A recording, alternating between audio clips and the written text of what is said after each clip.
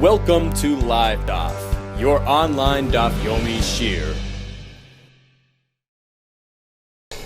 Hello, welcome back to today's Daf Hayomi TEMURAH Yud Beis. We begin at the Mishnah, which is around 8 lines from the top. A long list of halachas that relate to calculations and sequences, and eventually will lead into a halacha regarding TEMURAH, which is the reason why it's in our Masechta. Says the Mishnah, Ein ha-meduma. Meduma is where you have truma material that falls into a bowl of regular material.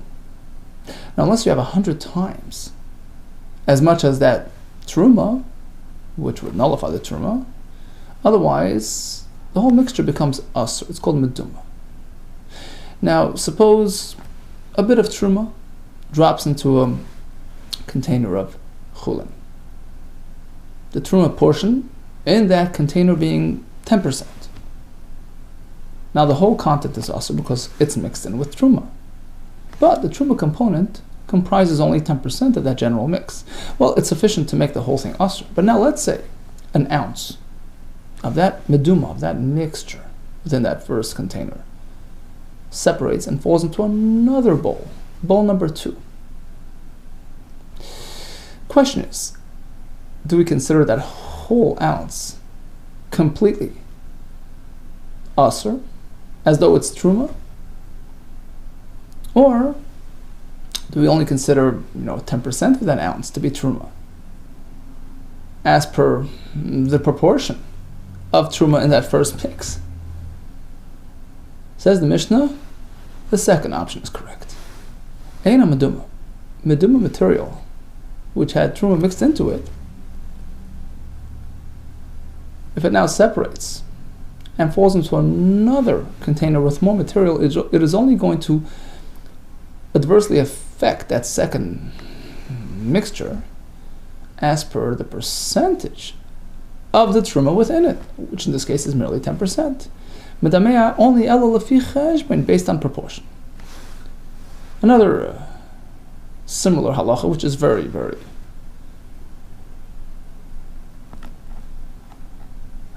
similar to this one.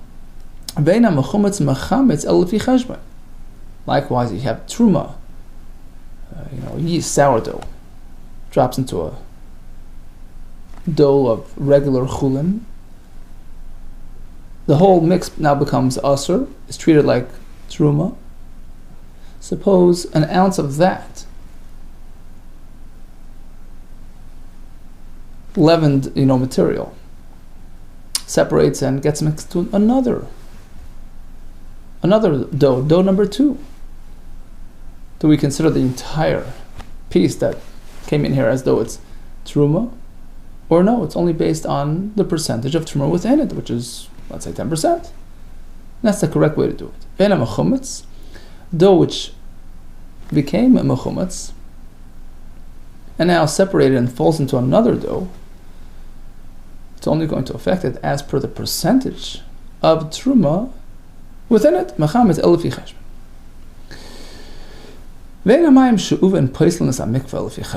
Now we shift to a mikveh. A mikveh is meant to be comprised of natural rainwater collected naturally without the use of bowl, of pails. But mayim she'uven, water which was drawn in a container, is possible, and it can disqualify a mikveh, but only lefi cheshbon, based on some sort of calculation, as per the Gemara's discussion. Vein mechatas. Here we shift to paraduma water, which is comprised of the fresh spring water with some sprinkling of ashes. And it only gets the status of mechatas, of paraduma water. It only happens with the actual placement of that ash. In which case Rashi explains, since it's the placement of the ashes that activates the status of that water, so the ashes must come as number 2, the second in the bowl. First, the water. And once the water is prepared for the ashes, now you place the ashes and you have activated water, as opposed to putting the ashes first and then the water on top. If you do it that way, you're going to deactivate the ashes. because when you place it, there was no water beneath it. Now it's too late to add water to the ashes. Vein Beis HaPras, Oise Beis HaPras. Beis HaPras is a field which had a cave, which had a grave that was plowed over. The Chachamim labeled the entire field. They called it Beis HaPras. Pras means broken, skeleton, the bones that scattered. There's a concern about bones of the mace that may be present throughout the entire field. So the whole field is considered tamei.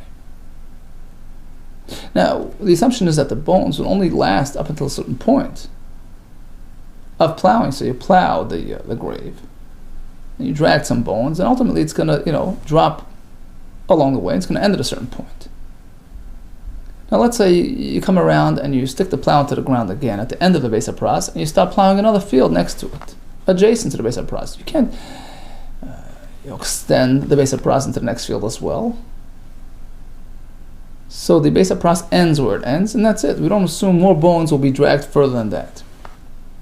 That's a bit of a stretch to say that it lasts all the way out there. So one Beis HaPras cannot, in turn, generate another Beis HaPras. Vein truma achat truma, nor can you do truma after truma had already been separated from the crop. Vein TEMURAH. Back home. Slight change of spelling. Instead of truma, it's TEMURAH. Vein TEMURAH, oisa TEMURAH. So once you have a truma designated, you can't take that TEMURAH animal and use it as a generator for an additional TEMURAH, because only the actual primary original carbon can generate a TEMURAH, not a copy. TEMURAH can't make another TEMURAH. And likewise, v'lo havlad oiseh TEMURAH. If you have a carbon that gave birth, that vlad, again, is not the original, it can't make its own TEMURAH. Rabbi Daimeri says it does. Havlad oiseh TEMURAH. Amrullah says, how could you? Hegdish oiseh TEMURAH. Only the original Hegdish can make TEMURAH. Vein havlad oiseh TEMURAH, not the vlad. Okay, we'll see this in the Gemara. So the first halacha was that, a mixture of truma and chulin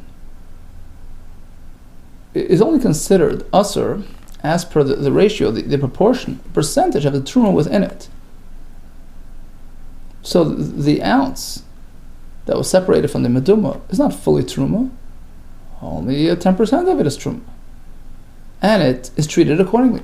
Mantana, who's the opinion of this Mishnah? That only part of it is truma. Not like that shita. It's not. According to him, we treat the entire ounce as fully truma. Maybe this is fully truma. We'll never know. It's non-social truma. You have a certain amount of truma that got dropped into a chulin, which contains less than 100 times the truma. V'nidmu, now the whole thing becomes meduma. And part of that meduma now was transferred to another container with more chulin. We have to assume the worst. That whole amount, in our terms, the ounce, is treated like fully truma, completely truma. And it affects the next mixture accordingly. Shani I have to speculate. I have to consider the option that shenafli shalsa, that he saw that fell in, the truma, was the actual one that you picked out. So very machmer. We treat it completely like truma. No, that's going a bit too far. Could only affect the next mixture based on the percentage of truma within that first mixture. So in this case, it would be 10% and not more than that.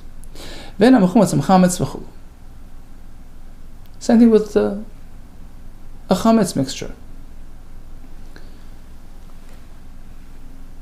You have sourdough that leavened the first dough of chulin. Now part of that dough got mixed into another dough.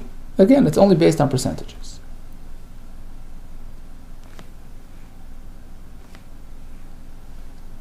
So although it's going to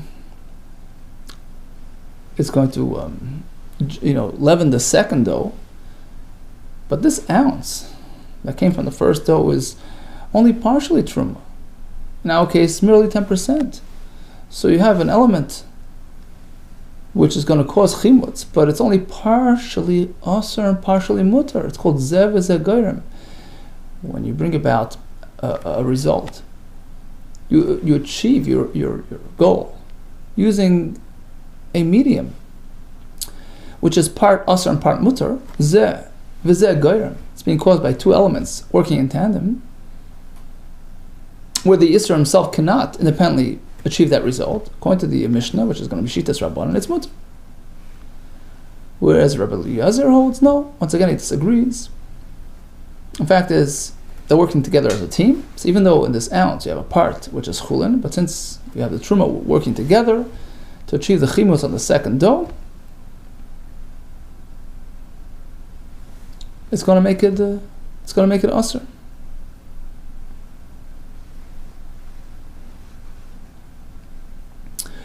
Now, a Mishnah which takes a lenient approach and doesn't reckon with a whole ounce, as though it's truma that's being mechametz that second dough. We only view it as 10% truma and treat it accordingly. It's not. We have a Mishnah where Rabbi Eliezer clearly disagrees on this point. So you have a story of a sa'ur, which is a sourdough, which is going to leaven the dough, make it, chametz. Sa'ur shel chulin. So you have sourdough of just plain chulin. V'shel truma, and a bit of truma as well.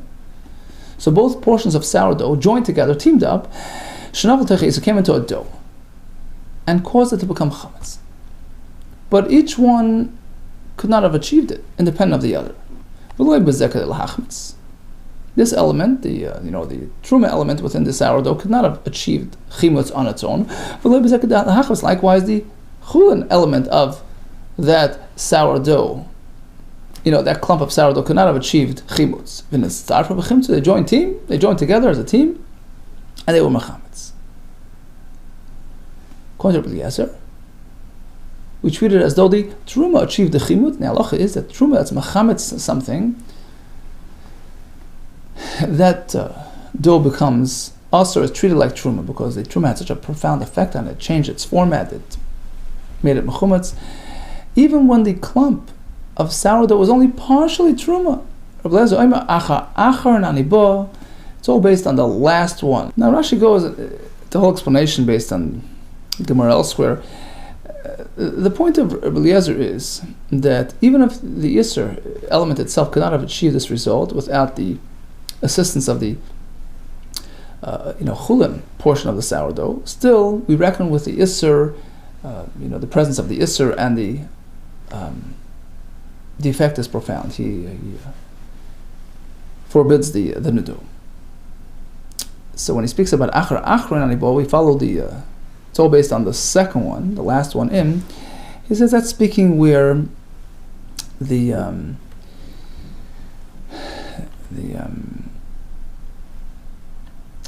first one that was in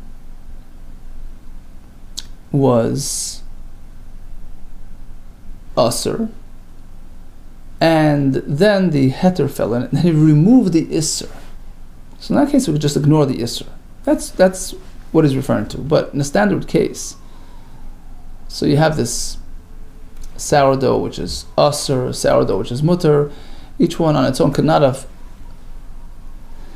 generated chimutz in the dough, if not for them working in tandem, side by side.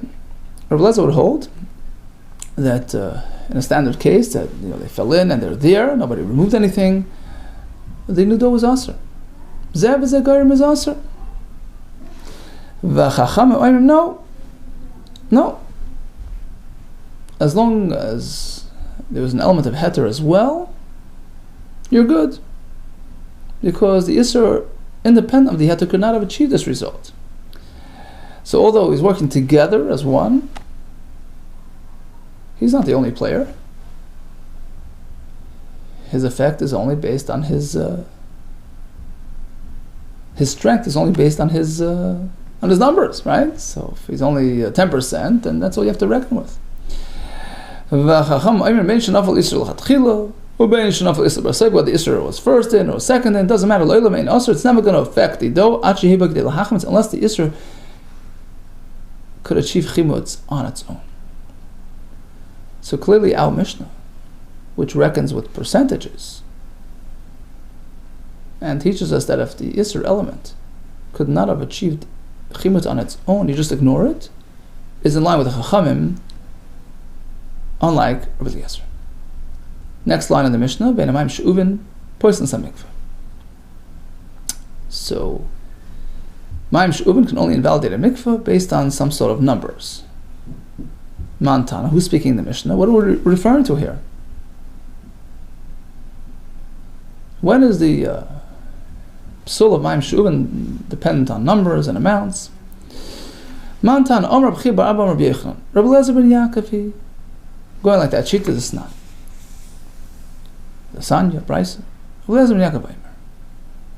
Sometimes Mayim She'uvin can be okay, sometimes not. Depends if he's just a mute. Then he's okay, he can be bottle, but otherwise not. Rabbi Eliezer ben Yaakov. Mikvah sheyesh by esrim v'achas sa'amei geshamim. You have a pit, a mikvah, which was already mostly filled with rainwater that got collected in there naturally. So out of the 40 required sa'ah, you already have 21. You only need 19. Guess what? Don't have to look too far.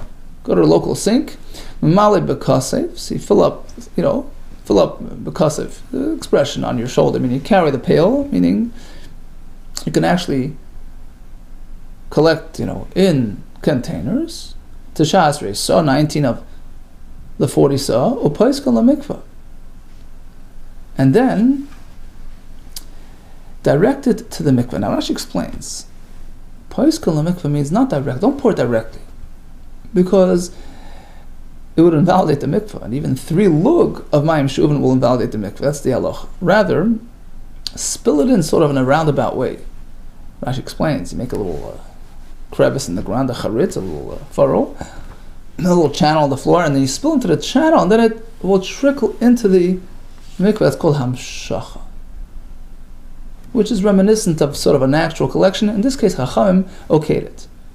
So as long as you have both elements, it's just a small portion, a minority element of the collective mikveh. It's only 19 out of 40, and also you had it run into the mikveh along the floor. And now you have a kosher mikveh. Return to my base.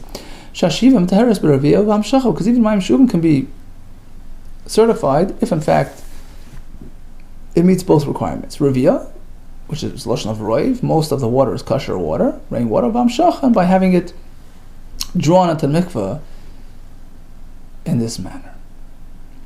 Okay, so that's how we're learning the Mishnah, that the Mayim She'uvin can be used unless you haven't met these conditions.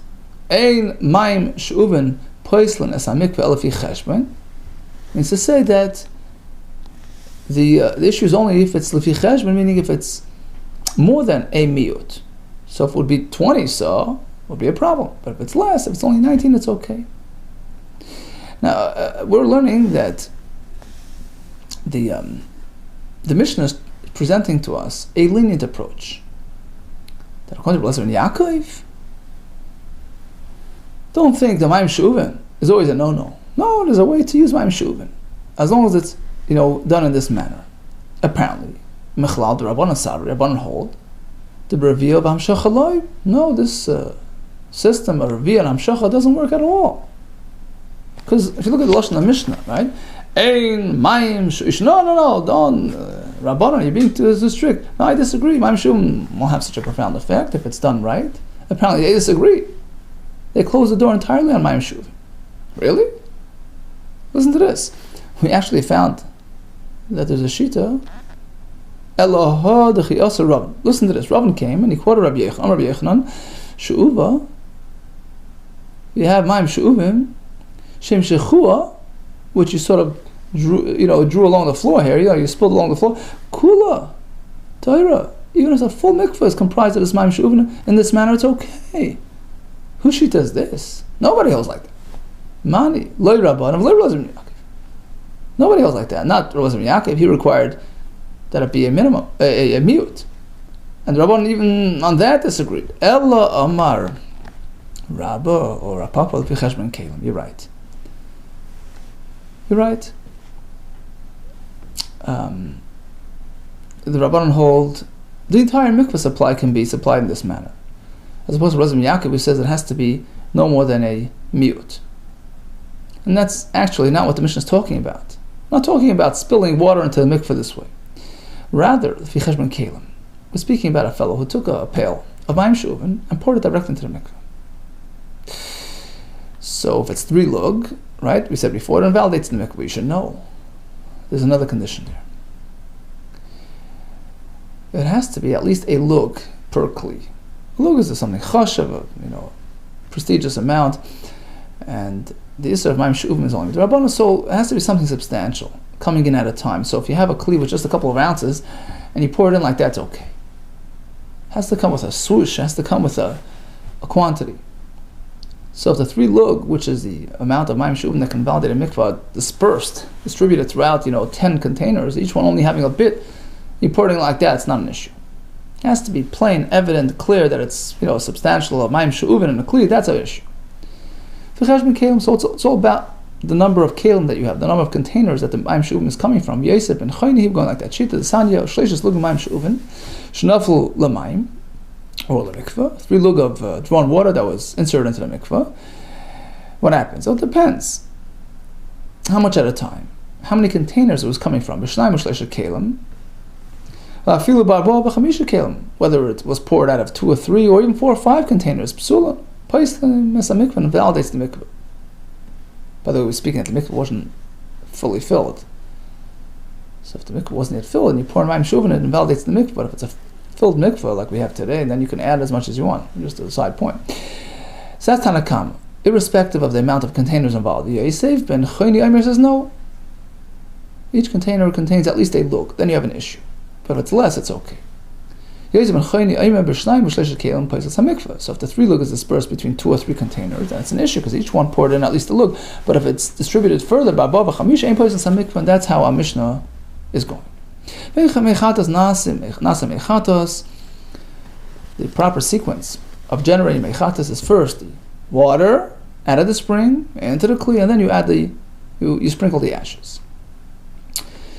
Otherwise, it doesn't work.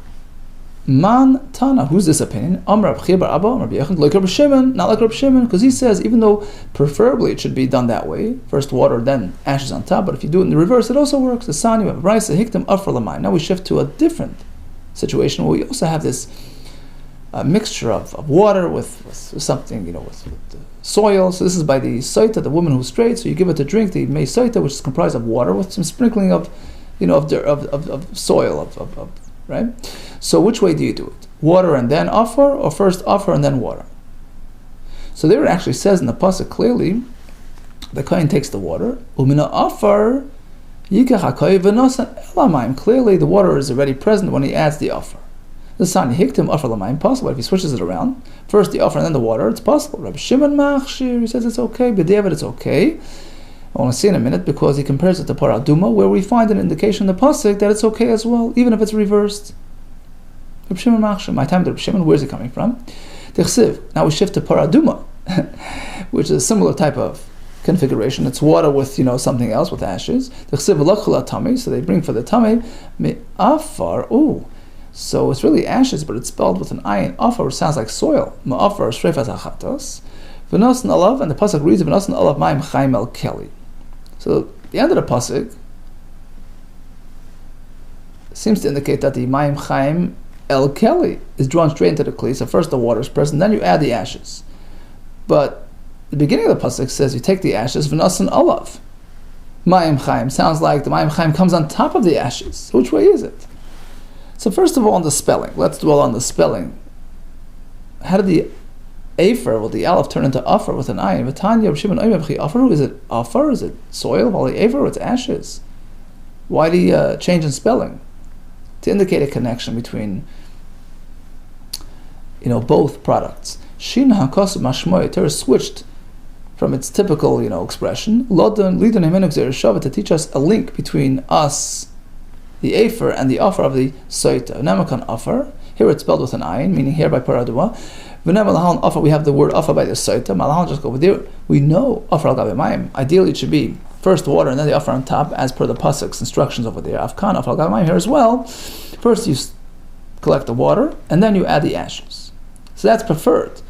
But it works the other way too, b'diavad. Umakan, just like over here. Hikdim offer l'mayim kosher. If he did first the ashes and then the water, it's okay. How do we know? Because of the pasuk we just mentioned, the beginning of the pasuk, part A, which says, "V'nasan olav mayim chayim." You place the water on the ashes, it's okay. Afkan or aflahalon, same over there by the soita. Hikdim offer l'mayim kosher.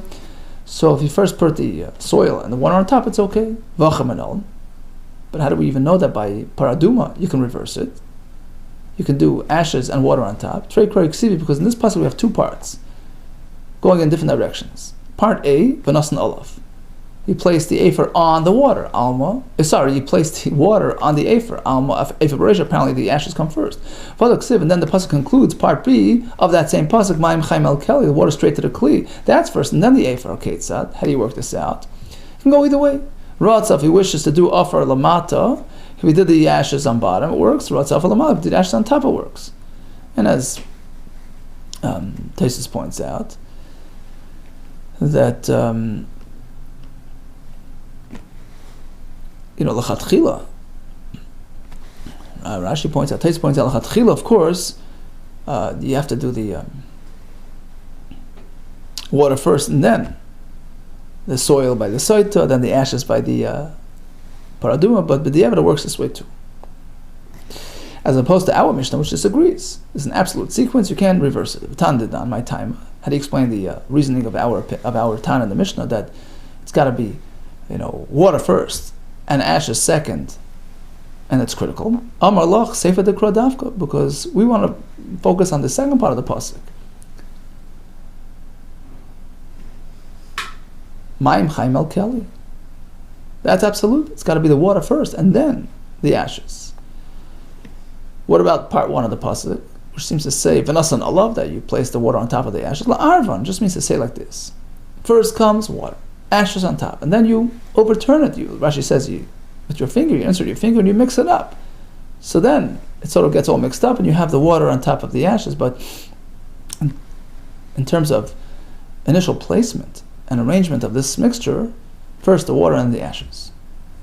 Now, really, there are two sort of conflicting indications in the pasuk. Part 1 of the pasuk seems to say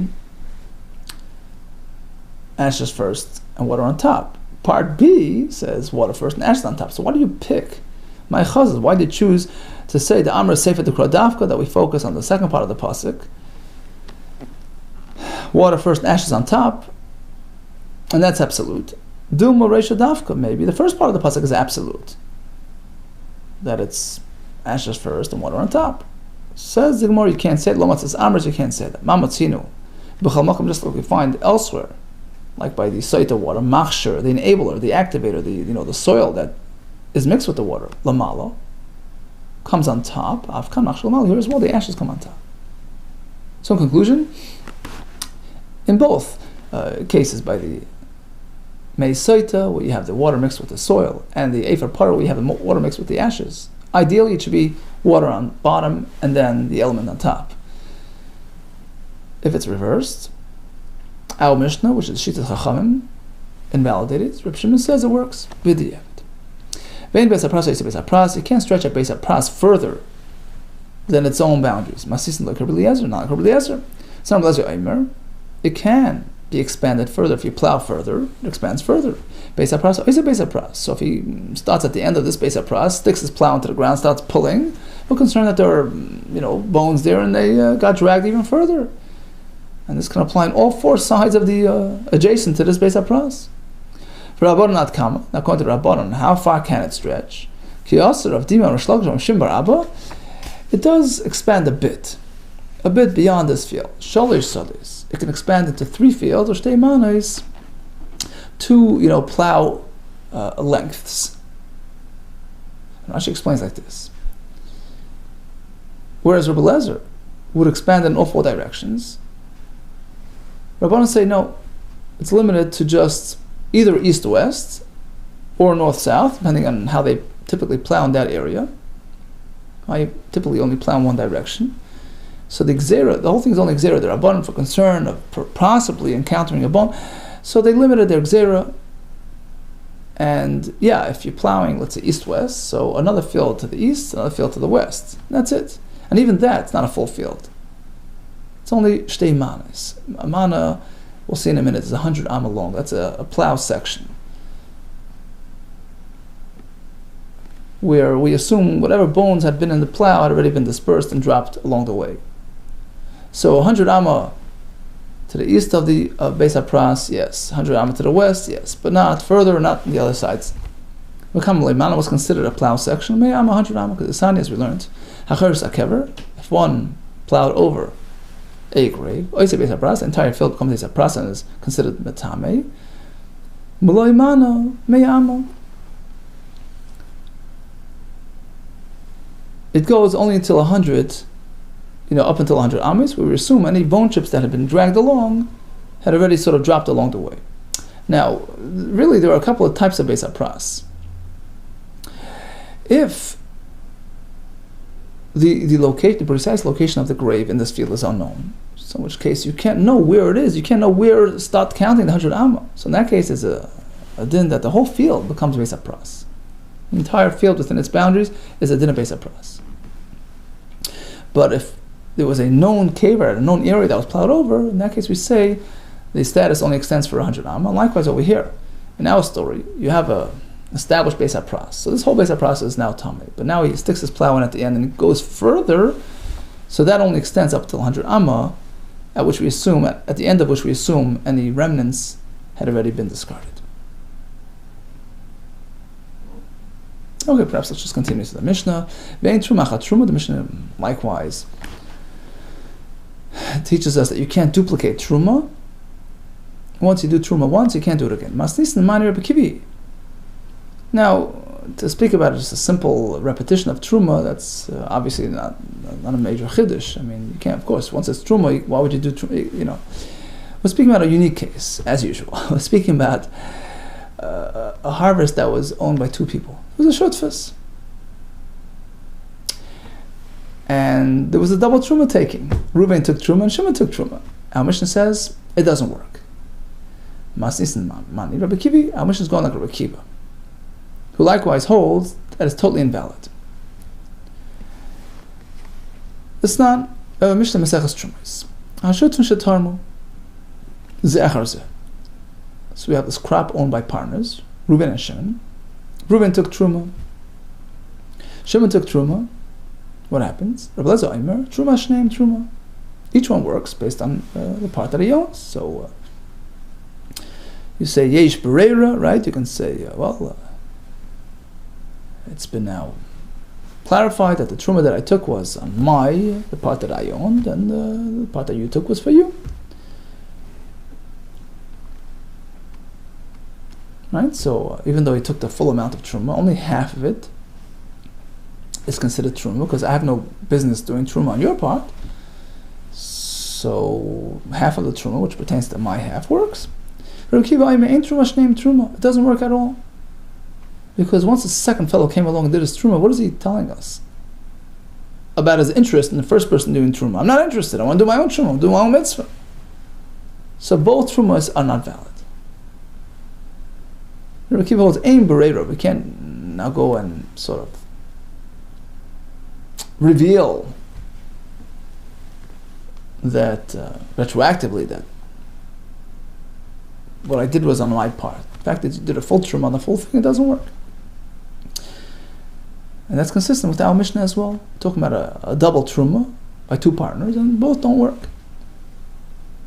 Unless, they ask each other, they authorize each other to do it with permission. Chacham have a middle view. Depends. If Reuven did a proper truma, as per Chachamim's instructions, 2%, which is the average, what the average person would do, not a stingy person, not a very generous person, that's fine. Ain't truma sasheni truma. So once he does it, it's done. We assume that his partner was agreeable to it, so even if his partner comes back and does it again, it doesn't work.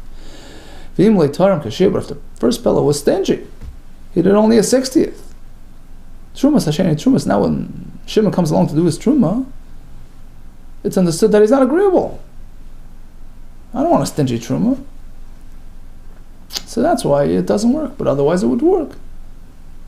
So again, our Mishnah is in line with Rabbi Akiva's Shita, then in any case it doesn't work. Vein TEMURAH, Oisa TEMURAH.